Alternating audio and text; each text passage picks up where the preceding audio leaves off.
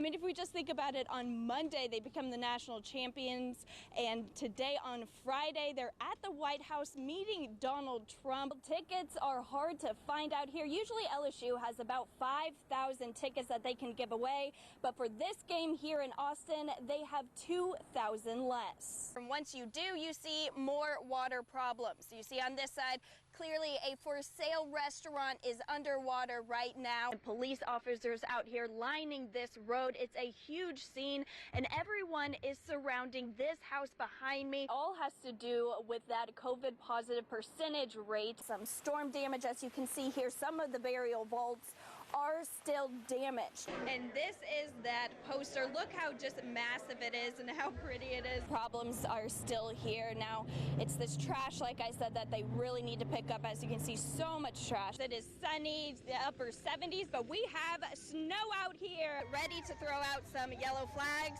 even though refs really don't throw these out well. I have to say, you can really tell the grippiness of when they put the Mississippi River mud on one of these baseballs, and I had no clue that they did this, so I learned something new today. Clyde Ashley Davis showed the removal of human bones from concrete vaults. More than 100 years old. All of our loved ones are resting there. Housing more than 1,000 vaults. Sits Sweet Olive Cemetery off of North Boulevard in Baton Rouge. What's happening here? Remains have been removed. Far from sweet. And I just pray God's grace and mercy upon the person that would do that. A search warrant through the Attorney General's office says Caleb Ashley Davis, Clyde Ashley Davis online, is accused of collecting and removing bones from these vaults. See, I got changed. President of the cemetery board, W.T. Winfield, says they've been dealing with vandalism, storm damage for years. Some vaults remain damaged. Someone came in there and actually broke a vault. But to remove human remains, that's sad and sacrilegious. Documents state the bones were taken from 2 vaults. Some were left on top of them, others placed back inside. A volunteer cleaning up the cemetery came across these bones, so grotesque, not fit for TV. Of late, we've been locking every gate we can and closing every way. Winfield astonished it has come to this. For someone just to come and disrespect all the loved ones that have people in there resting. The Attorney General investigating released a statement in part, "This issue is not something I take lightly. I will continue to do what we can to preserve the sanctity of the final resting places of our loved ones." West's life has been turned upside down. He'll never see his son or his son's mom, who he calls his best friend, again. And the person responsible hasn't been caught. I really loved him. It's only been days. And when I sit down and really think about it and start crying, I just can't stand still because I really don't know what to do.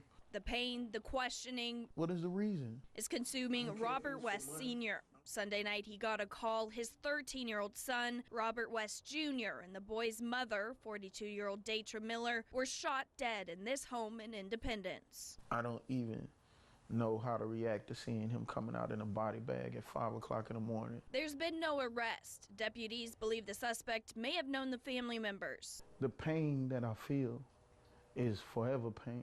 It's a reality that is too hurtful, especially when West Sr. looks at this picture.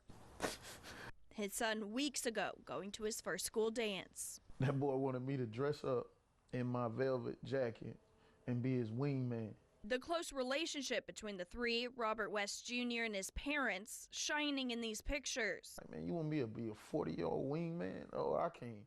Those happy memories are now hard to look back on. I got a video on my phone of me dancing with my son that night because we danced. And I can't even look at it because it's the last time I danced with him. It won't take away this grief, but West Sr. is now seeking answers. Miller has other daughters. He's speaking out for them. They lost their mother and they lost their little brother.